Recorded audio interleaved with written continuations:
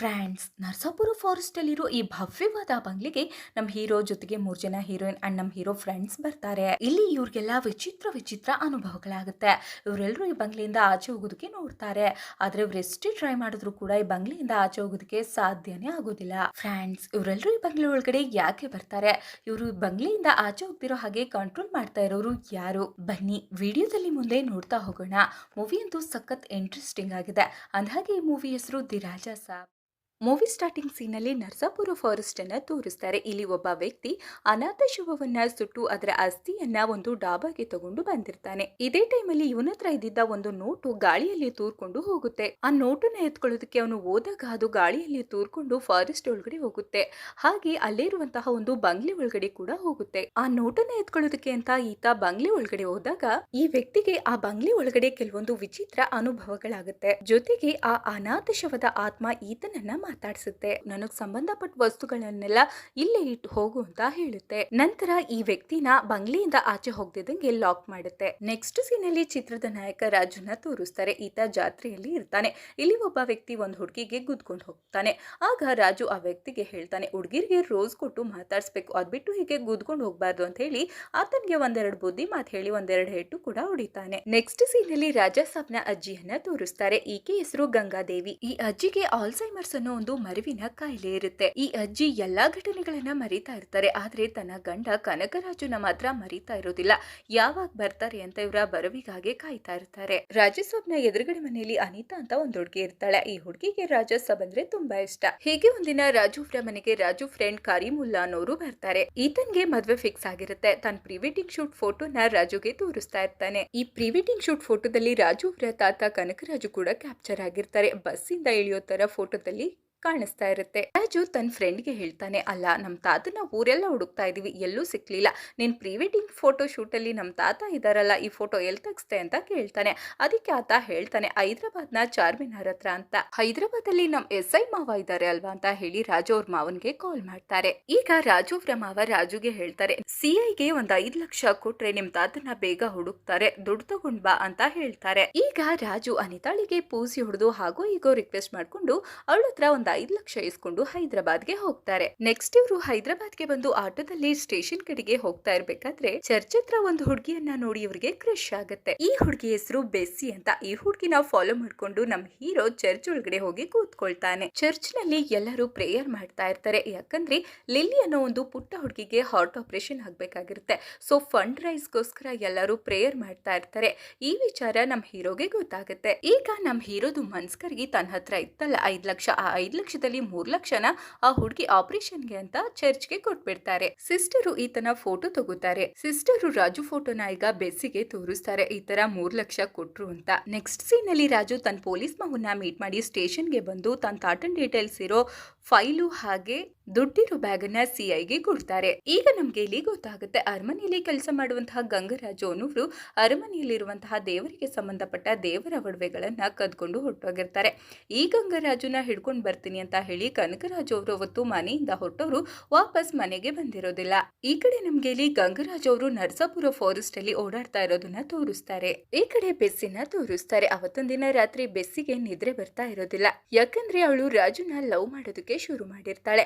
ಈ ವಿಚಾರನ ಅವಳು ತನ್ನ ಫ್ರೆಂಡ್ಗೆ ಹೇಳ್ತಾಳೆ. ನೆಕ್ಸ್ಟ್ ಸೀನ್ ಅಲ್ಲಿ ಬೆಸ್ಸಿ ರಾಜುಗೆ ಕಾಲ್ ಮಾಡಿ ಈಕೆ ರಾಜುಗೆ ಹೇಳ್ತಾಳೆ, ನಿಮ್ ತಾತನ ಮೇಲೆ ನಾನು ಚೀಟಿಂಗ್ ಕೇಸ್ ಹಾಕಿದ್ದೀನಿ. ನಾನು ಲಿಲ್ಲಿ ಹಾರ್ಟ್ ಆಪರೇಷನ್ಗೆ 3 ಲಕ್ಷ ಕಟ್ಟೋದಕ್ಕೆ ಅಂತ ಹಾಸ್ಪಿಟಲ್ಗೆ ಹೋದಾಗ ಅಲ್ಲಿ ನಿಮ್ ತಾತ ಸಿಕ್ಕಿದ್ರು. ಈ ದುಡ್ಡು ಜೊತೆ ನಂದು ಸ್ವಲ್ಪ ದುಡ್ಡು ಹಾಕಿ ಕಟ್ತೀನಿ, ನನಗೂ ಕೂಡ ಸಹಾಯ ಮಾಡೋದಕ್ಕೆ ಅವಕಾಶ ಕೊಡಮ್ಮ ಅಂತ ಹೇಳಿ ಬೆಸ್ಸಿಗೆ ಈ ತಾತ ಹಿಪ್ನೋಟೈಸ್ ಮಾಡಿ 3 ಲಕ್ಷ ಎತ್ಕೊಂಡು ಎಸ್ಕೇಪ್ ಆಗಿದ್ದಾನೆ. ಇದನ್ನ ಬೆಸ್ಸಿ ರಾಜುಗೆ ಹೇಳ್ತಾಳೆ. ಈಗ ರಾಜು ಅಜ್ಜಿಗೆ ಕಾಲ್ ಮಾಡಿ, ಅಜ್ಜಿ ತಾತ ಕಳ್ಳನ ಅಂತ ಕೇಳ್ತಾನೆ. ಆಗ ಅಜ್ಜಿ ಹೇಳ್ತಾರೆ, ಇಲ್ಲಪ್ಪ ನಿಮ್ ತಾತ ಕಳ್ಳ ಅಲ್ಲ, ತುಂಬಾ ದಾನಿ ಅಂತ ಹೇಳ್ತಾರೆ. ಈಗ ರಾಜುಗೆ ಸಮಾಧಾನ ಆಗುತ್ತೆ. ನೆಕ್ಸ್ಟ್ ಡೇ ರಾಜುನ ಗಂಗರಾಜು ಫಾಲೋ ಮಾಡ್ತಾ ಇರೋದು ರಾಜುಗೆ ಗೊತ್ತಾಗುತ್ತೆ. ಗಂಗರಾಜುನ ಹಿಡ್ಕೊಂಡು ರಾಜು ಚೆನ್ನಾಗೆ ಹೊಡಿತಾನೆ. ಈಗ ಭೈರವಿ ಬಂದು ರಾಜುಗೆ ಸಮಾಧಾನ ಮಾಡ್ತಾಳೆ. ಇಲ್ಲಿ ನಮ್ಗೆ ಗೊತ್ತಾಗುತ್ತೆ, ಭೈರವಿ ಗಂಗರಾಜು ಮೊಮ್ಮಗಳಾಗಿರ್ತಾಳೆ. ಕನಕರಾಜುನ ಕಂಡು ಹಿಡಿಯೋದಿಕ್ಕೆ ಅಂತ ಈಕೆ ರಾಜು ಹಿಂದೆ ಬಿದ್ದಿರ್ತಾಳೆ. ಈಗ ಗಂಗರಾಜು ಕನಕರಾಜುವಿನ ಬಗ್ಗೆ ಹಳೆಯ ಕತೆ ಅಂದ್ರೆ ಫ್ಲಾಶ್ ಬ್ಯಾಕ್ ಹೇಳೋದಕ್ಕೆ ಶುರು ಮಾಡ್ತಾನೆ. ಹೇಳ್ತಾನೆ, ನಿಮ್ ತಾತ ಒಬ್ಬ ದೊಡ್ಡ ಕಳ್ಳ. ನಿಮ್ಮ ಈ ಪರಿಸ್ಥಿತಿಗೆ ನಿಮ್ ತಾತನೇ ಕಾರಣ. ನಿಮ್ಮಜ್ಜಿ ಗಂಗಮ್ಮ ಸಾಮಾನ್ಯವಾದ ಗಂಗಮ್ಮ ಅಲ್ಲ. ದೇವನಗರ ಸಂಸ್ಥಾನದ ವಾರಸುದಾರಳು ನಿಮ್ಮಜ್ಜಿ ಗಂಗಾದೇವಿ. ಇಲ್ಲಿ ಗಂಗರಾಜು ಈ ಸಂಸ್ಥಾನದ ಮಂತ್ರಿ ಆಗಿರ್ತಾನೆ. ಗಂಗಾದೇವಿ ಪ್ರಸಾದ ಕೊಡ್ಬೇಕಾದ್ರೆ ಕನಕರಾಜು ಗಂಗಾದೇವಿಯ ಕೈಯನ್ನು ಮುಟ್ಟೆ ಬಿಡ್ತಾರೆ. ಇದಕ್ಕೆ ಗಂಗಾದೇವಿಯ ಕೈಯನ್ನೇ ಮುಟ್ತೀಯ ಅಂತ ಹೇಳಿ ಗಂಗಾದೇವಿ ಕಡೆಯವರು ಕನಕರಾಜುಗೆ ಹೊಡಿತಾರೆ. ಇದರಿಂದ ತುಂಬಾನೇ ಕೋಪಗೊಂಡ ಕನಕರಾಜು ಗಂಗಾದೇವಿಯನ್ನ ನನ್ನೊಳಗಿಸ್ಕೋಬೇಕು, ಈ ಸಂಸ್ಥಾನದ ಒಡೆಯ ನಾನಾಗ್ಬೇಕು ಅಂತ ತನಗ್ ತಾನೇ ಶಪಥ ಮಾಡ್ಕೊಳ್ತಾನೆ. ನೆಕ್ಸ್ಟ್ ಇವಾಗ ಕನಕರಾಜು ಮಂತ್ರಶಕ್ತಿ ಹೊಂದಿರೋ ಬೈರಾಗಿ ಹತ್ರ ಹೋಗ್ತಾನೆ. ಕನಕರಾಜು ತನ್ನ ಕೈಯನ್ನೇ ಕತ್ತರಿಸ್ಕೊಂಡು ತಪಸ್ಸನ್ನು ಮಾಡಿ ಮಂತ್ರಶಕ್ತಿಗಳನ್ನ ಕಲ್ತ್ಕೊಳ್ತಾನೆ. ಮಂತ್ರಶಕ್ತಿಯನ್ನ ಕಲಿತಾ ಕನಕರಾಜು ಈಗ ಗಂಗಾದೇವಿ ಹತ್ರ ಬಂದು ಗಂಗಾದೇವಿಗೆ ಪ್ರಸಾದವನ್ನ ಕೊಡ್ತಾನೆ. ಕನಕರಾಜು ಹಿಪ್ನೋಟೈಸ್ ಮಾಡೋದನ್ನ ಕಲ್ತಿರ್ತಾನೆ. ಹಿಪ್ನೋಟೈಸ್ ಅಂದ್ರೆ ನಮ್ಮ ಎದುರುಗಡೆ ಯಾರಿರ್ತಾರೋ ಅವರ ಬುದ್ಧಿಶಕ್ತಿನ ನಾವೇ ಕಂಟ್ರೋಲ್ ಮಾಡೋ ತರ ನಾವ್ ಹೇಗೆ ಹೇಳ್ತೀವೋ ಅವರು ಹಾಗೆ ಕೇಳ್ತಾರೆ. ಇದೇ ರೀತಿ ಗಂಗಾದೇವಿಯನ್ನ ಹಿಪ್ನೋಟೈಸ್ ಮಾಡಿ ಗಂಗಾದೇವಿಯನ್ನ ಮದ್ವೆ ಆಗ್ತಾನೆ. ಈಗ ಕನಕರಾಜು ಅರಮನೆಯಲ್ಲಿರುವಂತಹ ಆಭರಣಗಳನ್ನೆಲ್ಲ ತಾನೇ ಕದ್ದು ಇದನ್ನ ಮಂತ್ರಿ ಗಂಗರಾಜು ಕದ್ದ ಅಂತ ಹೇಳಿ ಗಂಗರಾಜುನ ಹಿಡಿದು ತರ್ತೀನಿ ಅಂತ ಹೇಳಿ ಅವತ್ತು ಅರಮನೆಯಿಂದ ಹೊರಟವರು ಇದುವರೆಗೂ ಸಿಕ್ಕಿಲ್ಲ. ಈ ಸಂಸ್ಥಾನ ಈ ತರ ಹಾಳಾಗೋದಕ್ಕೆ ಗಂಗಾದೇವಿನೇ ಕಾರಣ ಅಂತ ಹೇಳಿ ಗಂಗಾದೇವಿಯವರ ವಂಶಸ್ಥರು ಆಕೆಯನ್ನ ಹುಚ್ಚಿ ಅಂತ ಹೇಳಿ ಅಲ್ಲಿಂದ ಹೊರಗಾಗ್ತಾರೆ. ನಿಮ್ಮಜ್ಜಿ ಮಗನನ್ನ ಕಳ್ಕೊಂಡು ನಿನ್ ಜೊತೆ ಎಲ್ಲೋ ವಾಸವಾಗಿದ್ದಾರೆ ಅಂತ ಗೊತ್ತಾಯ್ತು, ಅದಕ್ಕೆ ನಿನ್ನ ಫಾಲೋ ಮಾಡ್ತಾ ಇದೆ ಅಂತ ಹೇಳ್ತಾನೆ ಗಂಗರಾಜು. ಈಗ ರಾಜುಗೆ ಈ ಕಥೆನೆಲ್ಲ ಕೇಳಿ ತನ್ನ ತಾತ ಕನಕರಾಜು ಎಲ್ಲೇ ಇದ್ರು ಹಿಡ್ಕೊಬಂದು ತನ್ನ ಅಜ್ಜಿ ಮುಂದೆ ತನ್ನೆಲ್ಸ್ಬೇಕು ಅಂತ ಅನ್ಕೊಳ್ತಾನೆ. ಈಗ ಗಂಗರಾಜು ರಾಜುಗೆ ಹೇಳ್ತಾರೆ, ನಿಮ್ ತಾತ ಕನಕರಾಜು ನರ್ಸಾಪುರ ಫಾರೆಸ್ಟ್ ಅಲ್ಲಿ ಇದಾರೆ, ಏನೋ ಇನ್ಫಾರ್ಮೇಶನ್ ಇದೆ ಅಂತ. ಈಗ ರಾಜು ಮತ್ತೆ ರಾಜು ಫ್ರೆಂಡ್ಸ್ ಏನು ಮತ್ತೆ ರಾಜು ಪೊಲೀಸ್ ಮಾವ ಮತ್ತೆ ಭೈರವಿ ಇವ್ರ 4 ಜನ ಕೂಡ ನರ್ಸಾಪುರ ಫಾರೆಸ್ಟ್ ಗೆ ಹೋಗ್ತಾರೆ. ಅಲ್ಲಿ ಇವ್ರಿಗೆ ಒಂದು ಬೂತ್ ಬಂಗ್ಲೆ ಕಾಣುತ್ತೆ. ಆ ಬಂಗ್ಲೆಯ ಗೇಟ್ ಬೀಗನ ಹೊಡೆದು ಆ ಬಂಗ್ಲೆ ಒಳಗಡೆ ಹೋಗ್ತಾರೆ. ಈಗ ರಾಜು ತುಂಬಾನೇ ಜೋರಾಗಿ ಕೂಗಾಡ್ತಾ ಅವ್ರ ತಾತನ್ನ ಕರೀತಾರೆ. ಲೋ ಕನಕರಾಜು, ಎಲ್ಲಿದ್ಯಾ? ಹೊರಗಡೆ ಬಾರೋ, ದುಡ್ಡಿಗೋಸ್ಕರ ನಮ್ಮ ಅಜ್ಜಿ ಜೀವನದಲ್ಲೇ ಆಟ ಆಡ್ದ, ನೀನು ಆಚೆ ಬಾರೋ ಅಂತ ಕರೀತಾ ಇರ್ತಾರೆ. ಇದೇ ಟೈಮ್ಗೆ ಮೂವಿ ಸ್ಟಾರ್ಟಿಂಗ್ ನಲ್ಲಿ ಒಬ್ಬ ವ್ಯಕ್ತಿ ನೋಟ್ ಎತ್ಕೊಳ್ಳೋದಕ್ಕೆ ಅಂತ ಈ ಬಂಗ್ಲೆ ಒಳಗಡೆ ಬಂದಲ್ಲ, ಆ ವ್ಯಕ್ತಿ ಈ ಬಂಗ್ಲೆ ಒಳಗಡೆನೆ ಲಾಕ್ ಆಗಿರ್ತಾನೆ. ಈಗ ರಾಜು ದುಡ್ಡು ಮತ್ತೆ ಒಡವೆ ಇತ್ತಲ್ಲ ಆ ರೂಮ್ಗೆ ಬಂದು ಇದೆಲ್ಲ ನನ್ ಸ್ವತ್ತು, ಇದನ್ನ ನಾನು ತಗೊಂಡು ಹೋಗ್ತೀನಿ ಅಂತ ನೋಡ್ತಾ ಇರ್ತಾನೆ. ಅಷ್ಟಕ್ಕೆ ಆ ಬಿಲ್ಡಿಂಗ್ ನಲ್ಲಿ ಲಾಕ್ ಆಗಿದ್ನಲ್ಲ ಆ ವ್ಯಕ್ತಿ ಇವ್ರ ಹತ್ರ ಬಂದು ಅದನ್ನ ಮುಟ್ಬೇಡಿ, ಇದನ್ನ ತಗೊಂಡ್ ಹೋಗ್ಬೇಡಿ ಅಂತ ಹೇಳ್ತಾನೆ.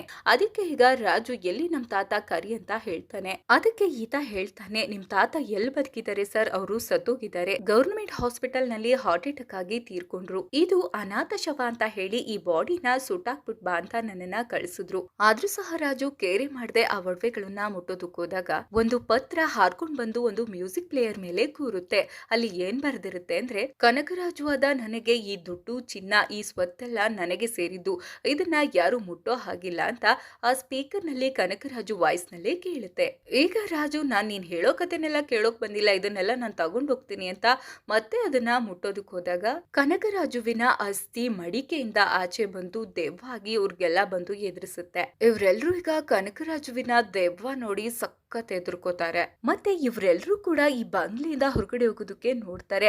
ಎಷ್ಟೇ ಪ್ರಯತ್ನ ಪಟ್ರು ಕೂಡ ಈ ಬಂಗ್ಲೆಯಿಂದ ಆಚೆ ಹೋಗೋದಕ್ಕೆ ಸಾಧ್ಯ ಆಗೋದಿಲ್ಲ. ಇವರು ಮನೆಯಿಂದ ಆಚೆ ಹೋಗಿ ತಪ್ಪಿಸ್ಕೋಬೇಕು ಅಂತ ಅನ್ಕೊಂಡಾಗ ಇದ್ಕಿದಂಗೆ ರೈಲ್ವೆ ಟ್ರ್ಯಾಕ್ ಇಲ್ದೆ ಟ್ರೈನ್ ಇವ್ರ ಮುಂದೆ ಪಾಸ್ ಆದಂಗ ಆಗುತ್ತೆ. ಇದಕ್ಕೆ ಅವರೆಲ್ಲ ಎದುರ್ಕೊಳ್ತಾರೆ. ಹಾಗೆ ರೋಪ್ ಹಾಕೊಂಡು ಈ ಮನೆಯಿಂದ ಎಸ್ಕೇಪ್ ಆಗ್ಬೇಕು ಅಂತ ಅನ್ಕೊಳ್ತಾರೆ. ಆದ್ರೆ ಆಗಾನೆ ಐಟೆನ್ಷನ್ ಫೈರ್ ಆಗಿ ಸೀನು ಕರೆಂಟ್ ಹೊಡೆದ ಕಾಗೆ ತರ ಕೆಳಗಡೆ ಬೀಳ್ತಾನೆ. ಹೀಗೆ ಮುಂದೆ ಹೋಗ್ತಾ ಹೋಗ್ತಾ ತುಂಬಾನೇ ಕಾಮಿಡಿ ಸೀನ್ಸ್ ಇದೆ. ಅಂಡ್ ಈ ಮನೆಗೆ ರಾಜುನ ಹುಡ್ಕೊಂಡು ಬೆಸ್ಸಿ ಕೂಡ ಬರ್ತಾಳೆ. ಹಾಗೆ ರಾಜು ಎದುರುಗಡೆ ಮನೆ ಹುಡುಗಿ ಅನಿತಾ ಕೂಡ ಬರ್ತಾಳೆ.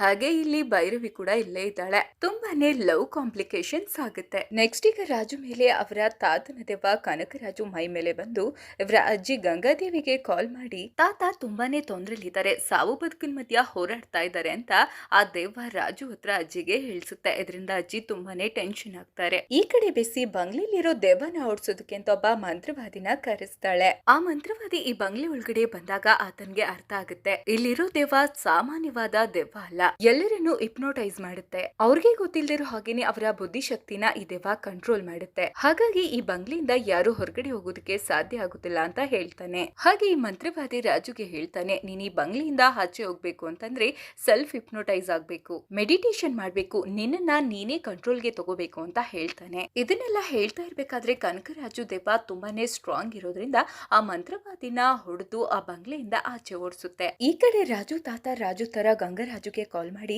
ತಾತ ಸಾವು ಬದುಕಿನ ಮಧ್ಯ ಇದ್ದಾರೆ, ಅಜ್ಜಿನ ಇಲ್ಲಿಗೆ ಕರ್ಕೊಂಡ್ ಬನ್ನಿ ಆದಷ್ಟು ಬೇಗ ಅಂತ ಹೇಳ್ತಾನೆ. ಗಂಗಾದೇವಿ ದೇವಸ್ಥಾನದ ಹತ್ರ ಇರ್ತಾಳೆ. ಇಲ್ಲಿಗೆ ಗಂಗರಾಜು ಬಂದು ಈಕೆಯನ್ನ ಮಾತಾಡಿಸ್ತಾರೆ. ಆಕೆ ಕೂಡ ನೋಡಿ ಈತನನ್ನ ತುಂಬಾನೇ ಟೆನ್ಷನ್ ಮಾಡ್ಕೊಂಡು ಬೈತಾಳೆ. ನಿನ್ನಿಂದಾನೇ ನನ್ ಗಂಡ ಮನೆ ಬಿಟ್ಟು ಆಚೆ ಹೋಗಿತ್ತು ಅಂತ. ಈತ ಹೇಳ್ತಾನೆ, ನಿಮ್ ಯಜಮಾನ್ರು ತುಂಬಾ ತೊಂದ್ರೆಲಿದ್ದಾರೆ, ಆದಷ್ಟು ಬೇಗ ನರಸಾಪುರಕ್ಕೆ ನಡೀರಿ ಅಂತ ಹೇಳಿದಾಗ ಈ ವಿಚಾರ ಕೇಳಿ ತುಂಬಾನೇ ಶಾಕ್ ಆಗಿ ಬ್ರೈನ್ ಸ್ಟ್ರೋಕ್ ಆಗಿ ಅಜ್ಜಿ ಕೆಳಗಡೆ ಬೀಳ್ತಾರೆ. ಈಗ ಅಜ್ಜಿಯನ್ನ ಆಸ್ಪತ್ರೆಗೆ ಸೇರಿಸಲಾಗುತ್ತೆ. ಈ ಕಡೆ ಕನಕರಾಜು ಒಂದು ವಿಷಯನ ರಿವೀಲ್ ಮಾಡ್ತಾನೆ. ಅದೇನಂದ್ರೆ ಕನಕರಾಜು ಮಂತ್ರವಾದಿಗೆ ಕೇಳ್ತಾನೆ, ನನ್ನ ಈ ದೇಹಕ್ಕೆ ವಯಸ್ಸಾಗಿದೆ, ನಾನು ಈ ದೇಹನ ಬಿಟ್ಟು ಮತ್ತೆ ಹೊಸದಾಗಿ ಹುಟ್ಟಬೇಕು, ಅದಕ್ಕೆ ಏನ್ ಮಾಡ್ಬೇಕು ಅಂತ. ಅದಕ್ಕೆ ಮಂತ್ರವಾದಿ ಹೇಳ್ತಾನೆ, ಗಂಗಾದೇವಿಯನ್ನ ಬಲಿ ಕೊಡ್ಬೇಕು. ಬಲಿ ಅಂದ್ರೆ ಅದು ಸಹಜ ಸಾವೇ ಆಗಿರ್ಬೇಕು, ಆಗ ನೀನು ಮತ್ತೆ ಹುಟ್ಟಿ ಬಂದು ಈ ಸಂಪತ್ತನ್ನೆಲ್ಲ ಅನುಭವಿಸ್ತೀಯ ಅಂತ ಹೇಳ್ತಾರೆ. ಈ ತರ ಕನಕರಾಜು ಪ್ಲಾನ್ ಮಾಡ್ಕೊಂಡು ಹಾರ್ಟ್ ಅಟ್ಯಾಕ್ ಆಗಿ ಸತ್ತಿರ್ತಾರೆ. ಮತ್ತೆ ಮುಂದಿನ ಅಮಾವಾಸ್ಯೆ ಒಳಗಡೆ ಗಂಗಾದೇವಿ ಸತ್ರೆ ಮತ್ತೆ ಹುಟ್ಟಿ ಬಂದು ಈ ಸಂಪತ್ತನ್ನೆಲ್ಲ ಅನುಭವಿಸ್ತೀನಿ ಅಂತ ಹೇಳ್ತಾನೆ. ಈ ವಿಚಾರ ಈಗ ರಾಜುಗೆ ಗೊತ್ತಾಗುತ್ತೆ. ಈಗ ರಾಜು ಈ ದುಡ್ಡುಗೋಸ್ಕರ ತಾನೇ ನೀನು ಇದನ್ನೆಲ್ಲ ಮಾಡ್ತಾ ಇರೋದು, ಇದನ್ನೆಲ್ಲ ನಾನು ಉಳಿಸೋದಿಲ್ಲ ಅಂತ ಹೇಳಿ ಅದಕ್ಕೆಲ್ಲ ಬೆಂಕಿ ಹಚ್ಚೋದಕ್ಕೆ ಹೋಗ್ತಾನೆ. ಆದ್ರೆ ರಾಜು ಈ ದುಡ್ಡಿಗೆಲ್ಲ ಬೆಂಕಿ ಹಚ್ಚೋದಕ್ಕೆ ಹೋದ್ರೆ ಅಜ್ಜಿ ಆಸ್ಪತ್ರೆಯಲ್ಲಿ ಇದ್ರಲ್ಲ, ಅಜ್ಜಿಗೆ ಬೆಂಕಿ ಹಚ್ಚದಾಗ ಆಗುತ್ತೆ. ಅಂದ್ರೆ ಇಲ್ಲಿ ಕನಕರಾಜು ದೇವ ಈತ ಏನೋ ಮಾಡಿದ್ರೆ ಏನೋ ಆಗೋ ತರ ಹಿಪ್ನೋಟೈಸ್ ಮಾಡ್ತಿರ್ತಾನೆ. ಮತ್ತೆ ಇದು ಕೊನೆ ಅಮಾವಾಸ್ಯೆ ಆಗಿರೋದ್ರಿಂದ ಎಲ್ಲರನ್ನು ಸಾಯಿಸೋದಕ್ಕೆ ಪ್ಲಾನ್ ಮಾಡ್ಕೊಂಡಿರ್ತಾನೆ. ಈಗ ರಾಜು ತುಂಬಾನೇ ಹೆಲ್ಪ್ಲೆಸ್ ಆಗಿರ್ತಾನೆ. ಏನ್ ಮಾಡುದು ಅಂತ ಯೋಚನೆ ಮಾಡ್ತಾ ಇರ್ಬೇಕಾದ್ರೆ ಈಗ ರಾಜು ತನ್ನನ್ನೇ ತಾನು ಹಿಪ್ನೋಟೈಸ್ ಮಾಡ್ಕೊಳ್ಳೋದಕ್ಕೆ ಶುರು ಮಾಡ್ತಾನೆ. ರಾಜು ತುಂಬಾನೇ ಆಳವಾಗಿ ಹಿಪ್ನೋಟೈಸ್ ಮಾಡ್ಕೊಳ್ತಾ ಇರ್ಬೇಕಾದ್ರೆ ಈತನಿಗೆ ದೇವಗಿರಿ ಸಂಸ್ಥಾನ, ಈತನ ಅಜ್ಜಿ ಎಲ್ಲರೂ ಕಾಣಿಸ್ತಾರೆ. ಈತನ ಅಜ್ಜಿ ರಾಜುಗೆ ಶಕ್ತಿ ತುಂಬಿದ ಹಾಗೆ ಆಗುತ್ತೆ. ಇದೇ ಶಕ್ತಿಯಿಂದ ರಾಜು ಈಗ ಅಲ್ಲಿರುವಂತಹ ಸಂಪತ್ತಿಗೆಲ್ಲ ಬೆಂಕಿಯನ್ನ ಹಚ್ತಾನೆ. ಈ ಕಡೆ ರಾಜು ತಾತನ್ಗೆ ಎಷ್ಟೇ ಶಕ್ತಿ ಇದ್ರೂ ಕೂಡ ಏನು ಮಾಡ್ಕೊಳಕ್ ಆಗ್ತಾ ಇರೋದಿಲ್ಲ. ಈಗ ತಾತ ದೇವ ತನ್ನ ಗುರು ಆದ ಬೈರಾಗಿಯನ್ನ ಕೇಳ್ತಾನೆ, ಈತನಿಗೆ ಇಷ್ಟು ಶಕ್ತಿ ಎಲ್ಲಿಂದ ಬಂತು, ನನ್ನಿಂದ ಏನು ಮಾಡೋದಕ್ ಆಗ್ತಾ ಇಲ್ಲ ಅಂತ ಹೇಳಿದಕ್ಕೆ ಈಗ ಬೈರಾಗಿ ಹೇಳ್ತಾನೆ, ಆತ ಭಾವೋದ್ವೇಗದಿಂದ ಐಕ್ಯತೆ ಆಗಿದ್ದಾನೆ. ಇನ್ನು ಆಳವಾಗಿ ಯೋಚನೆ ಮಾಡ್ತಾ ಅಷ್ಟಚಕ್ರಗಳನ್ನ ಮುಟ್ಟಿದ್ರೆ ಆತನಿಗೆ ಅಷ್ಟಚಕ್ರಗಳ ದರ್ಶನ ಆದ್ರೆ ಆತನಿಗೆ ದೈವದಷ್ಟೇ ಶಕ್ತಿ ಬರುತ್ತದೆ. ಆಗ ಆತನಿನ್ನ ಅಂತ್ಯ ಮಾಡೋದನ್ನ ಯಾರು ತಡೆಗಟ್ಟಲು ಸಾಧ್ಯ ಇಲ್ಲ ಅಂತ ಹೇಳ್ತಾನೆ. ಈಗ ತಾತ ದೇವ ಬೈರಾಗಿಗೆ ನಿನ್ನ ಆತ್ಮನ ನನ್ನಲ್ಲಿ ವಿಲೀನ ಮಾಡು ಅಂತ ಕೇಳ್ಕೊಂಡು ಈಗ ತಾತ ದೇವ ಒಂದು ರಾಕ್ಷಸ ರೂಪವನ್ನ ತಾಳುತ್ತೆ. ಈಗ ರಾಜು ಮತ್ತೆ ತಾತ ದೇವದ ನಡುವೆ ಸಖತ್ ಫೈಟ್ ನಡೆಯುತ್ತೆ. ಈಗ ಮತ್ತೆ ರಾಜು ತುಂಬಾ ಡೀಪ್ ಆಗಿ ಹಿಪ್ನೋಟೈಸ್ ಆಗ್ತಾನೆ. ಈಗ ಅಜ್ಜಿ ಸ್ಪಿರಿಟ್ ರಾಜುಗೆ ಹೇಳುತ್ತೆ, ನೀನು ತಾಯಿ ದುರ್ಗೆ ಅಂಶದಲ್ಲಿ ಹುಟ್ಟಿದವನು, ಅಷ್ಟಚಕ್ರಗಳನ್ನ ಮುಟ್ಟಿ ಆ ತಾಯಿಯನ್ನ ನೀನು ಆವಾಹನೆ ಮಾಡ್ಕೋ, ಪಂಚಭೂತಗಳನ್ನ ನಿನ್ನ ಮುಷ್ಟಿಯಲ್ಲಿ ಇಟ್ಕೋ ಅಂತ ಅಜ್ಜಿ ಸ್ಪಿರಿಟ್ ಈತನಿಗೆ ಹೇಳುತ್ತೆ. ಈಗ ನಮ್ ರಾಜುಗೆ ತುಂಬಾನೇ ದೈವದಷ್ಟೇ ಶಕ್ತಿ ಬರುತ್ತೆ. ಕೊನೆಗೆ ರಾಜು ತನ್ನ ತಾತನನ್ನೇ ಸಂಹಾರ ಮಾಡ್ತಾನೆ. ನೆಕ್ಸ್ಟ್ ಸೀನ್ ಅಲ್ಲಿ ಆ 3 ಜನ ಹುಡುಗರಿಗೆ ತುಂಬಾನೇ ಖುಷಿ ಆಗುತ್ತೆ. ನೆಕ್ಸ್ಟ್ ಸೀನ್ ಅಲ್ಲಿ ರಾಜು ಒಂದು ಸರ್ಕಸ್ ನಡೆಯೋ ಜಾಗಕ್ಕೆ ಬರ್ತಾನೆ. ಇಲ್ಲಿ ಒಬ್ಬ ವ್ಯಕ್ತಿ ಜೋಕರ್ ತರ ಮುಖಕ್ಕೆ ಬಣ್ಣ ಹಚ್ಕೊಂಡಿರೋದನ್ನ ನೋಡ್ತಾನೆ. ಆದ್ರೆ ಈ ವ್ಯಕ್ತಿ ಥೇಟ್ ರಾಜು ತರನೇ ಇರ್ತಾನೆ. ರಾಜುಗೆ ಈ ವ್ಯಕ್ತಿಯನ್ನ ನೋಡಿ ಶಾಕ್ ಆಗುತ್ತೆ. ಇಲ್ಲಿಗೆ ದಿ ರಾಜಸಾಬ್ ಮೂವಿ ಎಂಡ್ ಆಗುತ್ತೆ. ಫ್ರೆಂಡ್ಸ್, ವಿಡಿಯೋಗೊಂದು ಲೈಕ್ ಕೊಟ್ಟು ಶೇರ್ ಮಾಡಿ ಪ್ಲೀಸ್. ಚಾನಲ್ಗೆ ಹೊಸಬರಾಗಿದ್ರೆ ಸಬ್ಸ್ಕ್ರೈಬ್ ಮಾಡ್ಕೊಂಡು ಈ ನಿಮ್ ಗೆಳತಿಗೆ ಸಪೋರ್ಟ್ ಮಾಡಿ. ನಾನು ನಿಮ್ಗೆ ಮುಂದಿನ ವಿಡಿಯೋದಲ್ಲಿ ಸಿಗ್ತೀನಿ. ಅಲ್ಲಿವರೆಗೂ ಟೇಕ್ ಕೇರ್, ಬಾಯ್.